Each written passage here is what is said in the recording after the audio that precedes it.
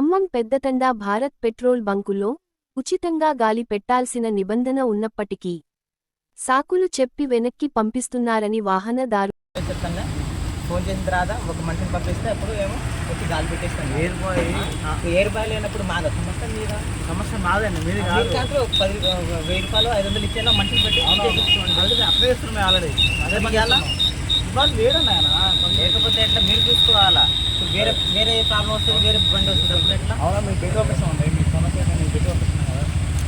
Bunk సిబ్బంది గాలి motor పనిచేయట్లేదు అని కొద్దిసేపు, గాలి పెట్టే అబ్బాయి సెలవు పెట్టాడని కొద్దిసేపు సమాధానం చెబుతూ పక్కనే ఉన్న మరో పంక్చర్ షాపులో గాలి పెట్టిచ్చి పంపిస్తున్నారు.